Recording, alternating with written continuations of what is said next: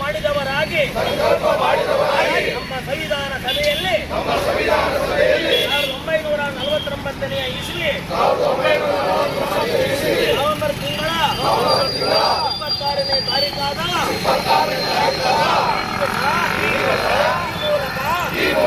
ಈ ಸಂವಿಧಾನವನ್ನು ಅಂಗೀಕರಿಸಿ ನೇಮಿಸಿ ಅರ್ಪಿಸಿಕೊಂಡಿದ್ದೇವೆ.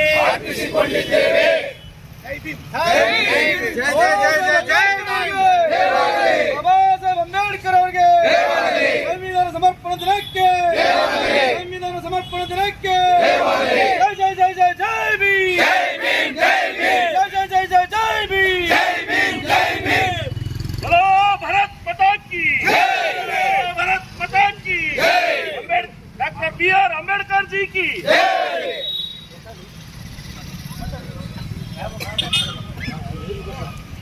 ವೀಕ್ಷಕರೇ, ಇದು ಕಲ್ಯಾಣ ಕರ್ನಾಟಕ ಕನ್ನಡಿ ಸುದ್ದಿವಾಹಿನಿ. ನಾನು ನಿಮ್ಮ ಐನ್ಗೌಡ. ಇಂದು ವಿಜಯನಗರ ಜಿಲ್ಲೆ ಹೂವಿನಹಡಗಲಿ ಪಟ್ಟಣದ ಪ್ರವಾಸಿ ಮಂದಿರದಲ್ಲಿ ಒಳ ಮೀಸಲಾತಿ ಹೋರಾಟ ಸಮಿತಿಯಿಂದ ಪತ್ರಿಕಾಗೋಷ್ಠಿಯನ್ನು ನಡೆಸಲಾಯಿತು. ಈ ಪತ್ರಿಕಾಗೋಷ್ಠಿಯಲ್ಲಿ ಮಾತನಾಡಿದಂತಹ ಮಾದಿಗ ಸಮಾಜದ ಹಿರಿಯ ಮುಖಂಡರಾದಂತಹ ಎಚ್ ಪೂಜಪ್ಪನವರು, ಎಚ್ ಉಚ್ಚಂಗಿಯಪ್ಪನವರು, ಕೆ ಪುತ್ರೇಶ್ ಅವರು ಮಾತನಾಡುವುದರ ಮೂಲಕ ಬಹಳಷ್ಟು ನಿಖರವಾದಂತಹ ಅಂಕಿ ಅಂಶಗಳನ್ನು ಸಾದರಪಡಿಸಿದರು. ಪತ್ರಿಕಾಗೋಷ್ಠಿಯಲ್ಲಿ ಯಾವ ಕಾರಣಕ್ಕಾಗಿ ಒಳ ಮೀಸಲಾತಿ ಜಾರಿಯಾಗಬೇಕು, ಯಾವ ಕಾರಣಕ್ಕಾಗಿ ಒಳ ಮೀಸಲಾತಿಗಾಗಿ ನಮ್ಮ ಹೋರಾಟಗಳು ನಡೆದಿವೆ, ಬಹು ವರ್ಷಗಳಿಂದ ಹೋರಾಟಗಳು ನಡೆದಿವೆ, ನಮಗೆ ಅಸ್ಪೃಶ್ಯರಿಗೆ ಅವಕಾಶಗಳು ಬೇಕು, ನಮಗೆ ಒಳ ಮೀಸಲಾತಿ ಬೇಕು ಎನ್ನುವಂತಹ ಹೋರಾಟವನ್ನು ನಮ್ಮ ಹಿರಿಯರು ಹಳೆತಲೆಮಾರಿನಲ್ಲೂ ಕೂಡ ಹೋರಾಟವನ್ನು ಮಾಡಿಕೊಂಡು ಬಂದಿದ್ದಾರೆ.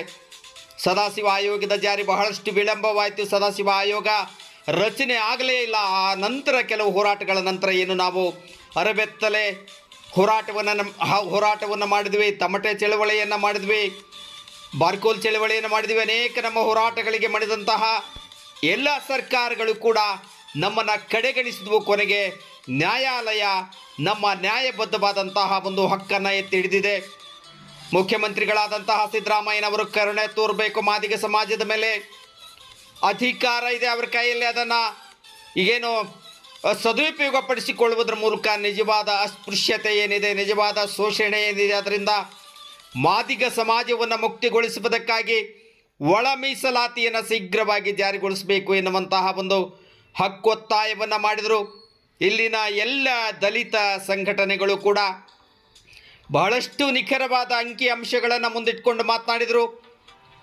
ಪೂಜಪ್ಪ, ಉಚ್ಚಂಗಪ್ಪ, ಪುತ್ರೇಶ್ ಅವರು ಯಾವ ಸಂಖ್ಯೆ ಹೆಚ್ಚಿದೆ, ಯಾವ ಸಮಾಜದ ಸಂಖ್ಯೆ ಹೆಚ್ಚಿದೆ, ಕೊರವರು, ಕೊರ್ಚರು, ಬಂಜಾರರು, ಬೋವಿಗಳ ಸಂಖ್ಯೆ ಎಷ್ಟಿದೆ, ಮಾದಿಗರ ಸಂಖ್ಯೆ ಎಷ್ಟಿದೆ, ಡಕ್ಕಲಿಗರ ಸಂಖ್ಯೆ ಎಷ್ಟಿದೆ, ಮುಚಿಗರ ಸಂಖ್ಯೆ ಎಷ್ಟಿದೆ, ಯಾರಿಗೆ ಯಾವ ಸಂಖ್ಯೆಗೆ ಅನುಗುಣವಾಗಿ ಮೀಸಲಾತಿ ಬೇಕು ಎನ್ನುವಂತಹದ್ದನ್ನು ಬಹಳ ಸ್ಪಷ್ಟವಾಗಿ ಹೇಳಿದರು.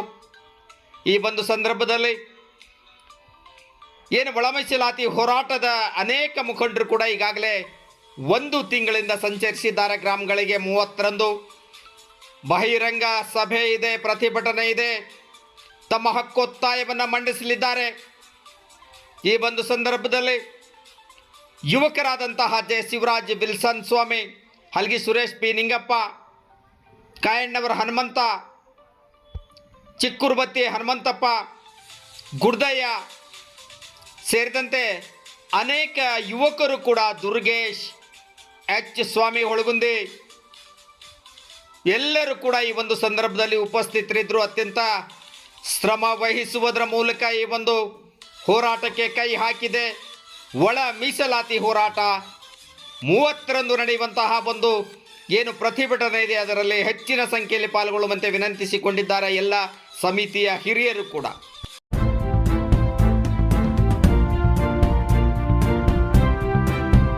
ಸುಮಾರು 5 ರಿಂದ 6 ವರ್ಷ ತಗೊಂಡಿದೆ. ಅದನ್ನು ಸಹ ಸಹಿಸ್ಕೊಂಡಿದೆ ಎಲ್ಲ ಕರ್ನಾಟಕ ರಾಜ್ಯದಂತ ಮಾದಿಗರು.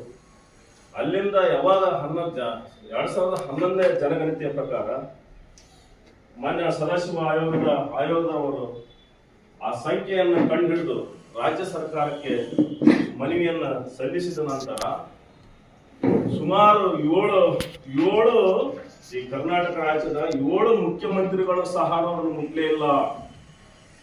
7 ಮುಖ್ಯಮಂತ್ರಿ ಹೋದರು. 2011ರಿಂದ ವರದಿ ಕೊಟ್ಟ ನಂತರ ಅಲ್ಲಿವರೆಗೆ ಅದು ನನ್ನೆಲ್ಲಿ ಕಡಿತತ್ತ ನಿನ್ನೆಲ್ಲೇ ಕಡಿತತ್ತ ಅಂತ ಉದ್ದೇಶ ಇಟ್ಕೊಂಡು ಆ ವರದಿಯನ್ನ ಕೇಂದ್ರಕ್ಕೆ ಕಳಿಸ್ಲೇ ಇಲ್ಲ.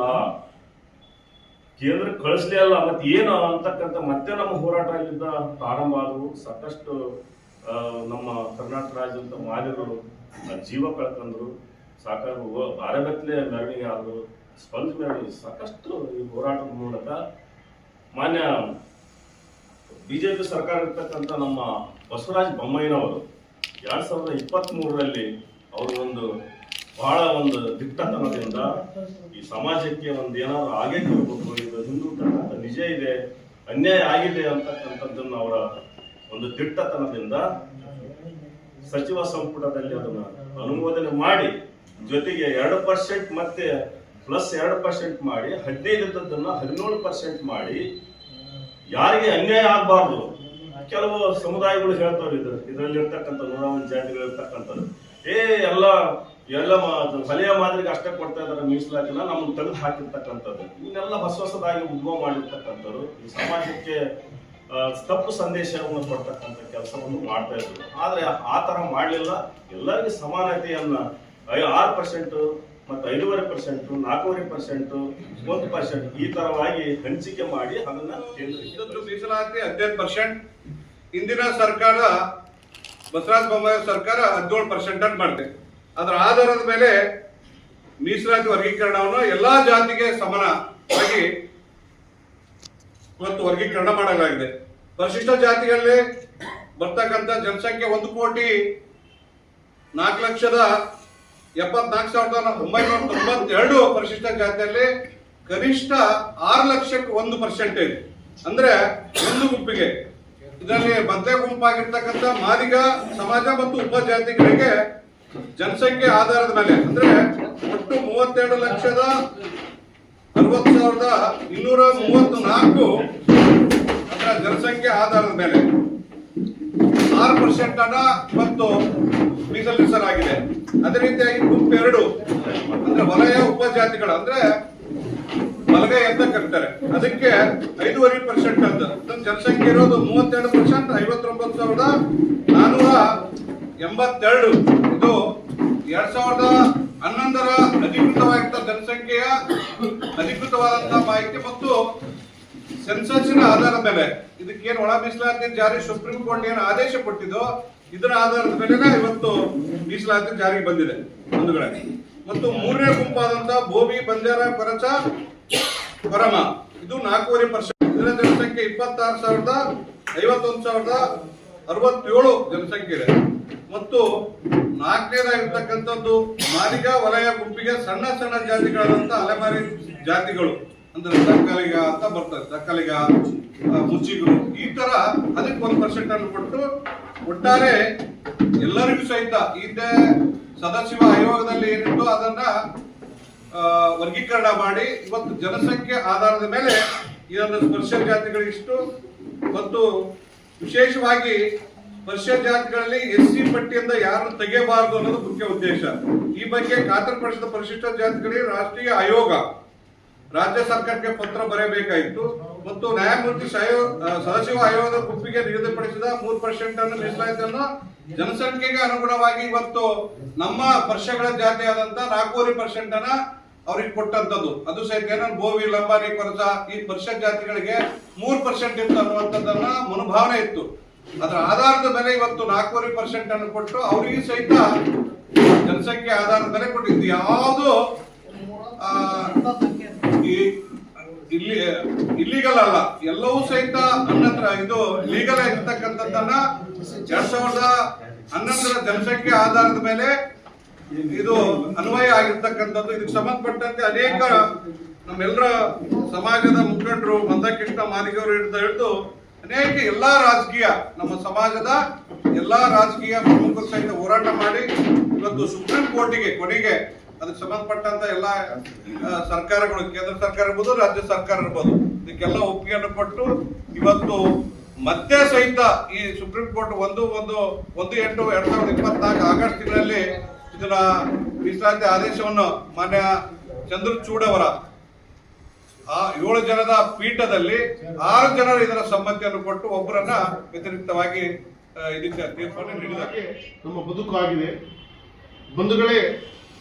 ಕೆಲವೊಂದು ಕಣ್ಣಿದ್ರು, ಕಿವಿ ಇದ್ರು, ಬಾಯಿ ಇದ್ರು ಮಾತಾಡಕ್ಕಾಗಲ್ಲ ಕೆಲವೊಂದು ಪದಗಳನ್ನ. ಅದೆಲ್ಲ ನಿಮ್ಗೆ ಗೊತ್ತಿರ್ತಕ್ಕ ನಮ್ಮ ನೋವು, ಇದು ನೋವಿಂದ ಮಾತಾಡ್ತಕ್ಕ ನಾವು ನಮ್ಮ ಹೋರಾಟ ಯಾವುದೇ ಸಮಾಜ ಯಾರ ವಿರುದ್ಧನೂ ಅಲ್ಲ. ನಿಜವಾದ ಅಸ್ಪೃಶ್ಯರಿಗೆ ಏನು ಸುಪ್ರೀಂ ಕೋರ್ಟು ಸುಪ್ರೀಂ ಕೋರ್ಟು ಇವತ್ತೇನು ಆದೇಶ ಮಾಡಿದೆ ಮೊನ್ನೆ 1ನೇ ತಾರೀಕು. ಕೆನೆಪದರ ಅರ್ಥ ಮೀಸಲಾತಿಯಲ್ಲೇ ಮೀಸಲಾತಿ, ಅಸ್ಪೃಶ್ಯರಲ್ಲೇ ಅಸ್ಪೃಶ್ಯರು, ಅವ್ರಿಗೆ ಮೀಸಲಾತಿ ಸಿಗ್ಬೇಕು. ಅದಕ್ಕೋಸ್ಕರ ಬಂಧುಗಳೇ, ದಯಮಾಡಿ ಎಲ್ಲ ಮಾಧ್ಯಮದ ಸ್ನೇಹಿತರು ನಿಮ್ಗೆಲ್ಲ ಗೊತ್ತಿರೋ ಹಾಗೆ ನಮ್ಮ ಬದುಕನ್ನು ನೋಡಿದ್ರು. ನೀವೆಲ್ಲ ನಮ್ಮ ದಲಿತರ ಬದುಕನ್ನು ನೋಡಿದ್ದೀರಿ. ಅದು ರಾಜಕೀಯ ಇರ್ಬೋದು, ಆರ್ಥಿಕ, ಸಾಮಾಜಿಕ, ಶೈಕ್ಷಣಿಕ ಏನೇ ಇರ್ಬೋದು, ನಿಮ್ಗೆಲ್ಲ ಗೊತ್ತಿರ್ತಕ್ಕಂಥ ವಿಚಾರ. ನಾನು ಇಷ್ಟೇ ಮನವಿ ಮಾಡೋದು, ನಿಜವಾದ ಶೋಷಿತರು, ನಿಜವಾದ ಅಸ್ಪೃಶ್ಯರಿಗೆ ನ್ಯಾಯ ಸಿಗಬೇಕು. ಸಿದ್ದರಾಮಯ್ಯನವರು ಈ ಕೂಡಲೇ ಇದನ್ನು ಜಾರಿ ಮಾಡಬೇಕು.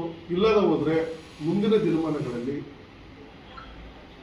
ಸಮಾಜ ರಾಜ್ಯಾದ್ಯಂತ ಉಗ್ರ ಹೋರಾಟ ಮತ್ತು ಪರಿಸ್ಥಿತಿ ಗೊತ್ತಿಲ್ಲ, ಏನ್ ಬೇಕಾದ್ರೂ ಆಗ್ಬೋದು. No comments. ನಾನು ಹೆಚ್ಚಿಗೆ ಮಾತಾಡಕ್ಕೆ ಹೋಗಲ್ಲ, ಹಿರಿಯರು ಮಾತಾಡ್ತಾರೆ. ಅದಕ್ಕೋಸ್ಕರ ಶೋಷಿತರಿಗೆ ನ್ಯಾಯ ಸಿಗಬೇಕು. ಅವತ್ತು ಸುಮಾರೊಂದು ಹಡಗಲಿ ತಾಲೂಕಿನ ಇತಿಹಾಸದಲ್ಲಿ ಕಂಡು ಕೇಳಿ ಅರಿಯದ ನಮ್ಮ ಲೆವೆಲ್ಗೆ ತಕ್ಕಂಗೆ ಅಷ್ಟು ಜನ ಸೇರ್ತಾರೆ. ನಮ್ಮ ನಿರೀಕ್ಷೆ ಇದೆ, ಅಷ್ಟಿಷ್ಟ ಅಂತ ಅಲ್ಲ. ಒಂದು ಸಕ್ಸಸ್ಫುಲ್ ಹೋರಾಟ ಮಾಡ್ತೀವಿ, ನಿಜವಾದ್ರೆ ಎಲ್ಲರೂ ಬೀದಿಗಿಳಿತೀವಿ ಅಂತಕ್ಕಂಥ ಮಾತನ್ನು ಹೇಳಿ, ಸಿದ್ದರಾಮಯ್ಯ ಜಾರಿ ಮಾಡಬೇಕು ಅಂತಕ್ಕಂಥ ಮಾತನ್ನು ಹೇಳಿ, ನಮಗೆ ನ್ಯಾಯ ಕೊಡಬೇಕು ಅಂತಕ್ಕಂಥ ಮಾತನ್ನು ಹೇಳಿ ನನ್ನ ಮಾತಿಗೆ ವಿರಾಮ ಕೊಡ್ತೇನೆ. ಜೈ ಹಿಂದ್.